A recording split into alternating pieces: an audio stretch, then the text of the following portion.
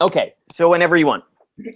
When Mallory comes in and starts questioning him about everything, about the picture of the Declaration of Independence, he's so condescending to her. And he is very often condescending to both Mallory and Jennifer. But whenever it becomes anything about school, it's always real condescending because we have to really hammer home the point that Mallory is stupid.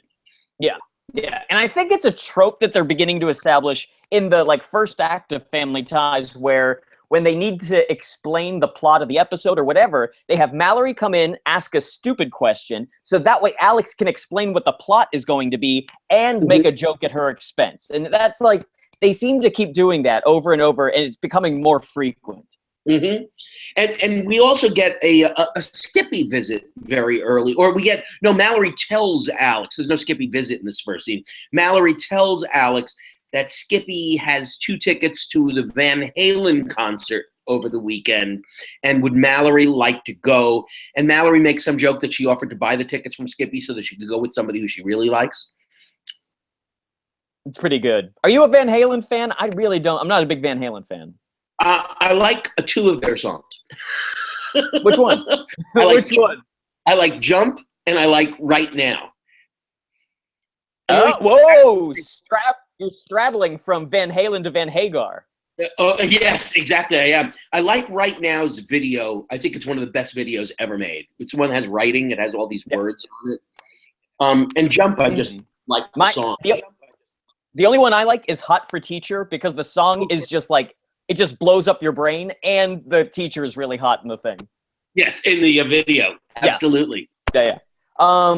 But I mean, that's pretty hip of Skippy to get Van Halen tickets. That's pretty cool. Too. I thought that was pretty hip for Skippy. I thought, well, I'm surprised it wasn't Barry Manilow. Yeah, exactly. Just for the joke. And we know, don't we know? No, she liked Tom Jones. That was in the season premiere. Oh, that's right. She liked Tom Jones. Yeah. And all of a sudden, we get Dad walks in now. So Stephen comes in from the rain now with Ed Nelson, who is eventually our John Adams. Mm-hmm. And here's a question I have. Everybody, like Michael J. Fox and Michael Gross and the other guy, all have wet hair. Why did we need it raining? What the hell is that? That was the other thing. Just like the cold, which I thought would come into the plot, I don't know why the rain, unless they added the rain to give Michael J. Fox a motivation to have a cold. Oh, maybe. That could be. Yeah, I just don't know. Because here's what happens. And so, very quickly, we'll just get through this. The guy works with Stephen. He wants Stephen to come to testify before Congress because they're trying to cut funding, which is a real thing that Reagan did. He cut funding to public broadcast, and he cut funding to the NEA, the National Endowment for the Arts, and all. You know, he's a big pig fucker. And so,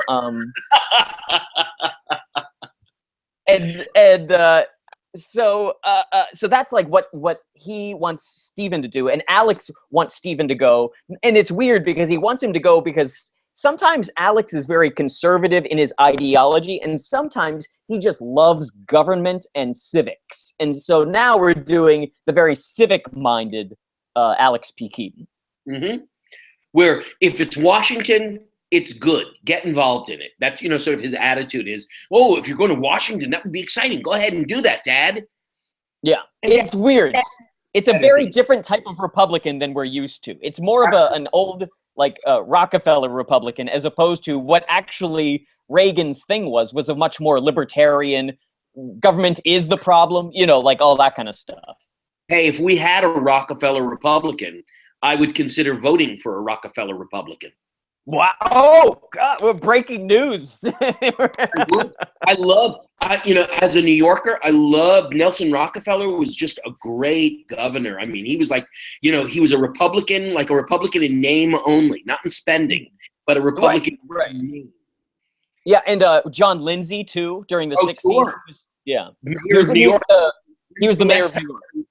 A Republican mayor of New York City is very rare. Yeah. But John Lindsay was at exactly the same time. He was a Rockefeller Republican who became mayor of New York City. Right. And so that's like the plot of the episode, as we said. Like, we established this relationship and dynamic, and this is where the storm thing comes up, Corey, is they are talking about something, and then the lights go out because of the storm, then we immediately flash to Alex is studying for the test or whatever, or writing his paper, and he has something we've never seen before, not even a gas lamp, but a candle in what looks like a gas lamp. There's no reason for this to be sitting here, except they went to, you know, the Costco of prop companies, and they got everything that they could to change the Keaton home from the way it looks in 1984 to the way it should have looked in 1774.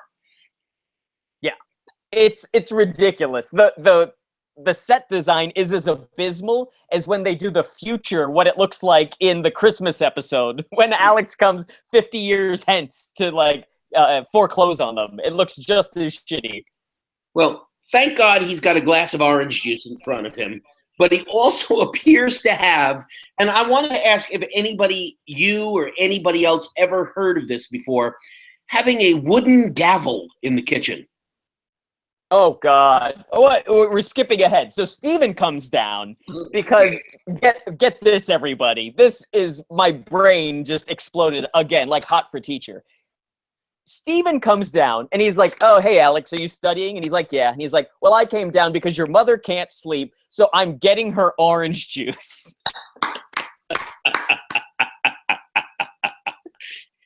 It's the first time they ever justified the orange juice getting, as opposed to them just getting the fucking glass of orange juice. Oh, it's the weirdest thing. I wanted to text you. It was like 3 a.m. when I was watching this. I just, who in the history? 3 years they've been getting orange juice and not talking about it.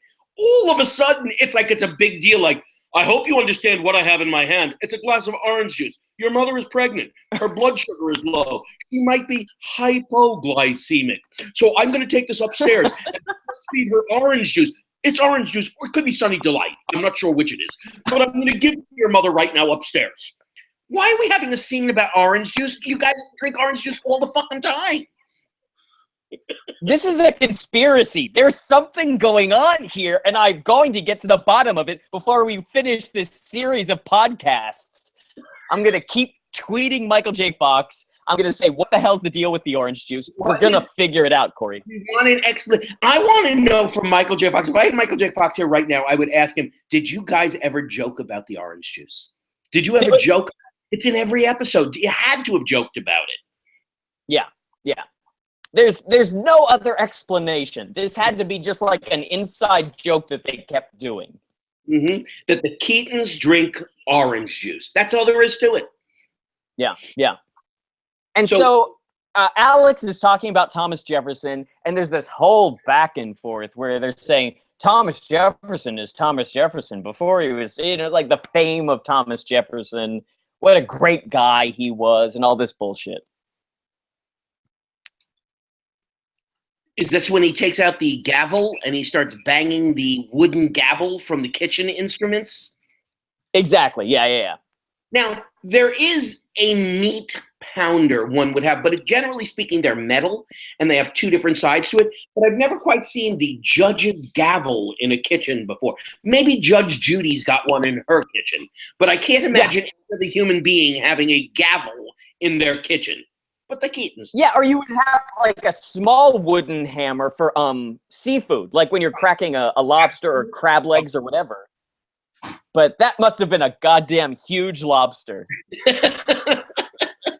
And so Alex is trying to convince his father to please go to Washington and do your civic duty and testify in front of Congress.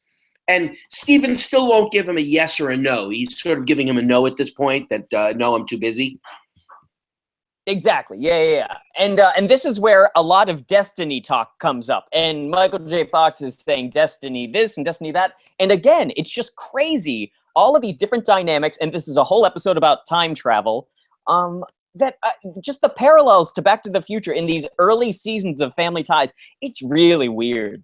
And the fact that he's just about to start shooting Back to the Future is even weirder, that he didn't even say to them, hey, do you see the this movie I'm about to start shooting? There's a lot of similarities here. And Yeah. And then one more thing. just a nice like parenthetical discussion. Michael J. Fox in the last episode and this episode, he is so good.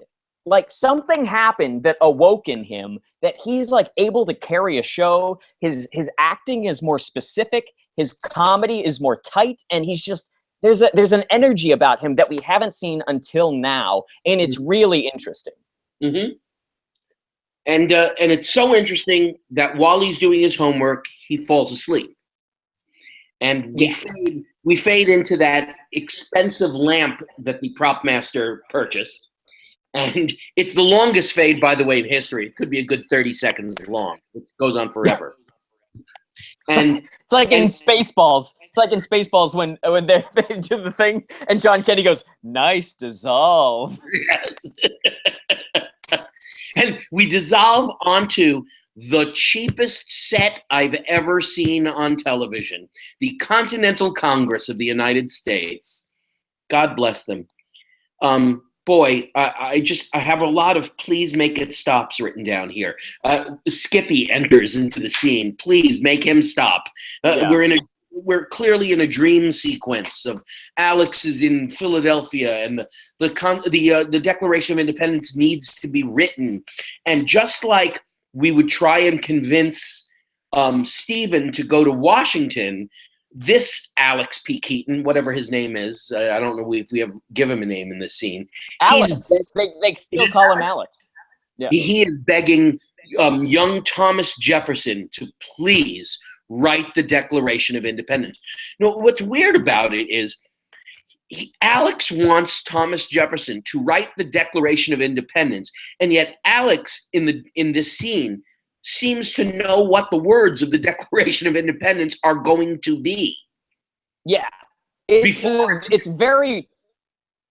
very weird, the internal logic of this episode of like, it's a dream, so it's not like he's traveled back in time. So, but at the same time, it feels like he's there to help time go forward in the way that it's supposed to, but he has the knowledge of what he brought back with him. It's just like, it's not as clear as other things. It's like a very twisted logic. Mm-hmm. And I thought it was a sort of, I'm not sure whether I liked the joke or didn't like the joke, that they lived next door to the Jeffersons, which clearly was on television by that time, the Jeffersons. Right. And so there was a joke about living next door, because as you remember correctly, in All in the Family, the Bunkers lived next door to the Jeffersons. So living next door to the Jeffersons is a whole thing. Either you're the Bunkers if you live next door, or the Jeffersons live in an African-American part of town, which, by the way, there was no references at all to Thomas Jefferson and his slaves in this episode. Yeah, they whitewashed the shit out of that. The only black people were referred to with Jeffersons. That was it. That was the sum total of references to African Americans, was the Jefferson joke. Yeah. Yeah, they really tried to dodge a bullet there, and boy, did it ring hollow now. It's amazing that in 30 years, I can't watch a Thomas Jefferson reference without thinking, well, where's Sally Hemings? I'm sort of missing out on her at this point, too. Yeah, exactly. And so there's also a joke about Skippy is like trying to watch Betsy Ross change or something, and I was like, oh, that's a fine joke. That's the thing. There's like, they had such a fun time trying to come up with little funny asides and jokes, and I was like, well, at least you tried a little bit. But I felt exactly the same way. I felt, okay, you made a run at it. They weren't the greatest jokes, but at least you entertained me a little bit with some of them. I thought some of the jokes were okay. Yeah. And so that's it. So like Alex is trying to get Skippy to come with him to go, because John Adams comes in, talks to Stephen, who is playing Thomas Jefferson, about writing the Declaration of Independence. He doesn't want to. And then Alex gets his, pantaloons in a bunch to help Thomas Jefferson write the Declaration of Independence. And then we go to commercial. So we'll take a break and we'll be right back. And we're back. Sometimes my notes a day later are even funnier than when I wrote them down.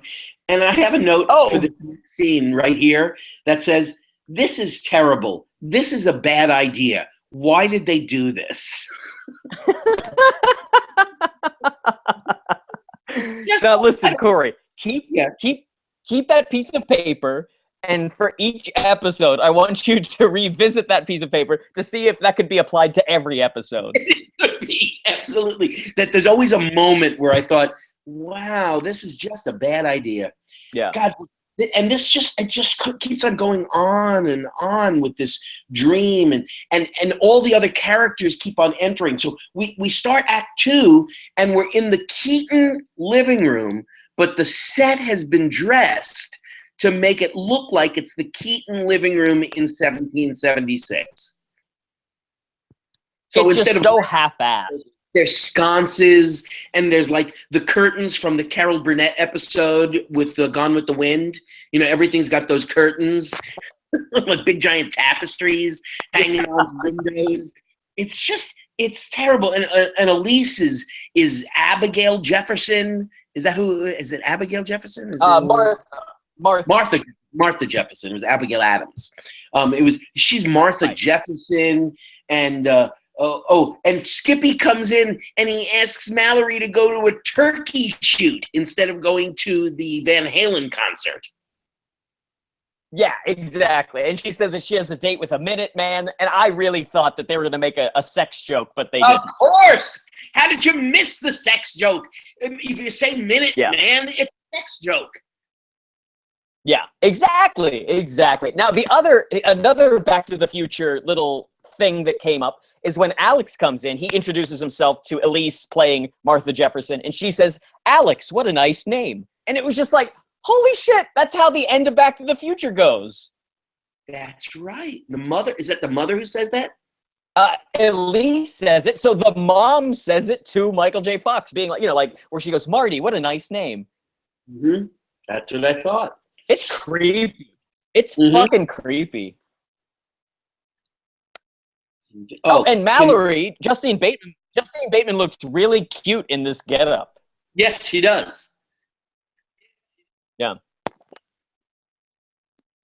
And now this whole second act, which has 1, 2, 3, 4, 5, count them, 5 scenes. We very rarely get 5 scenes in any act in Family Ties. We never need that much of a passage of time, but this one needs that passage of time that Jefferson is writing. Oh, he's still writing. Oh, he's writing even later on. And of course, to us, it just feels like, oh, this episode won't end. It just won't stop. It keeps going on with these bad scenes, and nothing's happening. Exactly. And so, like, ultimately, Elise, as Martha, is saying, Thomas, it's time for dinner. And Alex is trying to convince Thomas to write the Declaration of Independence. And so within, like, 3 minutes of talking, he's like, all right, I'll write it. And then it's just these time jumps of, like, he's writing, time jump to, he's writing a different part, time jump to, he's writing a third part. It's just like, why are we doing this? Well, one whole scene seems to be entirely about the word self-evident.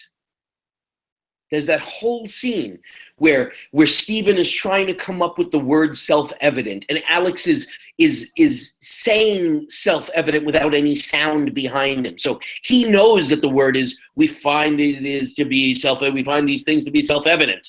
Oh, what's the word? Oh, right. It's evident. It should be totally evident itself. Oh, it should be self-evident. Oh, that's the word. There's the word. You keep saying it, but it's not funny. There's nothing funny in the scene. It just goes on forever. Corey, I love you so much, and just now you just acted out the scene. I wasn't laughing. It wasn't funny. It's not funny. It's not a funny scene. He keeps on not coming up with a blank, and Alex keeps on. Okay, that was funny. That was good. It's terrible. And I have these scenes written. I have down later, even later. More later, writing some more later.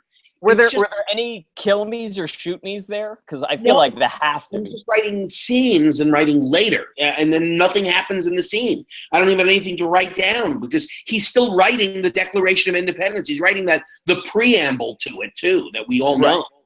Right. That end up, he's finally finishes writing it, and now We're in the Continental Congress, apparently right around July 4th, 1776. And there's the pig farmer from Babe. Who? Jamie Cromwell was Oh handcuffed. yeah! Oh yeah! And it was amazing. He had like it was the most thankless part. It wasn't like because he's a great actor. It was just like, oh, there's James Cromwell. Yes. It was like, oh my God, it's Jamie Cromwell. Even my wife walked through the room and she looked up and she went, isn't that Jamie Cromwell? I was like, yeah, it's Jamie Cromwell. Yes, it is. And it's the jokes about the signing of the Declaration. Lots of John Hancock jokes. How much room he took up on the page. How big his signature was on the Declaration of Independence. Yeah. It's once again another scene that's just not particularly funny. Yeah, these are all. It feels like the first time that you do a sketch comedy show, and someone comes up with a high concept that they want to do. And then it's just like an opportunity for them to come up with jokes and puns. And you're like, this needs to stop. We need to just throw this sketch away and write something completely different. That is the crux of every problem in almost every sketch comedy show and in almost every 3-act movie where they can't come up. They have a premise for the third act, but they don't have any story for the third act. So it all becomes jokes about the premise instead of jokes that are actually happening in the act itself. Yeah, jokes that forward the story as opposed to just like stewing in your own cleverness. Yeah, absolutely. And they just sort of sit there and that's exactly what they do. They base themselves with their own cleverness. Yes. And not a good idea. Because the assumption should be that if you're writing a comedy show, that we understand that you can write funny stuff. But you have to write funny stuff that advances the story, and that's the issue here. I'm a broken record here, but I feel like the king of making jokes that further the exposition or the plot or whatever is Neil Simon. Like, you have to read those plays, and it's amazing how a joke is able to tell you so many things. I keep on trying to get the school that I teach at, the New York Film Academy. I keep on trying to get them to add a class to the curriculum to teach a class in just Neil Simon. And I keep on, and I have a class sketched out that I want to teach on Neil Simon because I maintain that Neil Simon is as close to actor proof as you can get, that you could get 2 bad actors who barely speak English, but if they actually just read Neil Simon aloud, they'll be making very good jokes. Yes. No matter and as long as they commit fully to the writing, Absolutely. The writing will take them forward. Absolutely. They're idiot proof. He's written idiot proof plays. Why do you think his plays are done in every community theater in America and around the world? It's because you can get bad actors to play Neil Simon and still get big laughs out of it. Absolutely. So here we are, and in the Continental Congress, and it's the signing of the Declaration of Independence, and they all sort of gather around, and we sort of crossfade from the set of Family Ties to the portrait by what was his name? Robert John Trumbull. That wasn't even close on either name. John Trumbull. Samsonite. I was way off. John Trumbull. So we go into that, and now we crossfade from the Congress to the portrait, and from the portrait back to the light that they spent at least $25 in an antique store buying, and now where Alex is awakening at the kitchen table in modern times, and it turns quickly into the Wizard of Oz. Right. I was going to say, this is where when you said Wizard of Oz early on, I knew you were talking about this ending where he's like, the family comes in and they're like, oh, Alex, you slept in your clothes type thing, just like in Back to the Future once again. And so he's like, you were there and you were there and you were this and this and that. And it's just like, all right, we get it. And even Ed Nelson, who plays John Adams, he shows back up again, too, for the end of this scene as well. Even you were there, Mr. Nelson. Mr. Nelson, you were John Adams. And it was also real. And I learned that there's no place like Congress. There's no place like Congress. Now, wait, Corey, the guy that played Ed Nelson, was that anybody? He looked very familiar. It was not anybody. I went and I looked it up. He is unfortunately one of those many actors in show business who passed away from AIDS in the very early 90s. And that just made me sad. He was an actor who had a longtime partner. According to IMDb, he had a partner of 18 years. He had been married to a woman, obviously found out that that was incorrect, either because of himself or because of the times that we live in. He got AIDS-related cancer and passed away in very early 1990 of AIDS-related cancer. Way too young. I think he was 57 or something when he died. Jesus Christ. Yeah, but and you know what? He was really good in this episode. He was really good. And you could just see that he was a good actor and he knew what he was doing, and he's an interesting type because he was sort of a silver foxy kind of guy. You know, good-looking older man with silver hair. I just thought, that time period, we lost so many artists during that time period because of AIDS research being so slow because of the Reagan administration. Totally. Whenever I saw that, it made me instantly sad because I had lost so many friends also to AIDS at that time, and it was just very sad. Good actor, didn't have much of a career because of this. Was a good character actor until he got sick in the late 1980s. So it really was just a few years later that he died. This was 84, and he died in 1990. Died 6 years later. Gosh. Well, that certainly brings everybody up to comedy level here, talking about somebody's death. Yeah. Well, I'll say this. Elections matter, and this episode's about America and making a more perfect union. And so Reagan was a real piece of shit, and it's important that we live up to the writings that even the most problematic Thomas Jefferson wrote. And I think that that's an important thing to remember, for this episode that's trying to be so civic minded. It hits some good points. It does. But ultimately, this is a funny show, so I just farted. I don't know. Oh, Lord. And we're getting ready for next week's episode is the birth of Andy. Does Andy come next week finally? Yes. So the next episode is going to be the 2-part. I mean, obviously, the next 2 episodes for us will be parts 1 and 2 of the Birth of a Keaton, named after the famously racist film Birth of a Nation. So that's great. Nothing like bringing forward D.W. Griffith's racism 100 years after it existed. That's great. Yeah, for the title of your baby episode. So anyway, so that was this episode. Corey, it was a mess. I don't know why they did such a high concept episode too. It's just like it's just the most random thing. This might be the oddest as far as like, why did we have a time travel episode? The only thing I can think of, and I truly have my fingers crossed, that a lot of the mess of this season is totally because of Meredith Baxter's pregnancy. I think it just threw a total spanner into the works for the producers, and they didn't know how to proceed with storylines that they already had. And I'm just hopeful that once we get Andy born next week and we have Meredith Baxter back full time, that things will start to straighten out.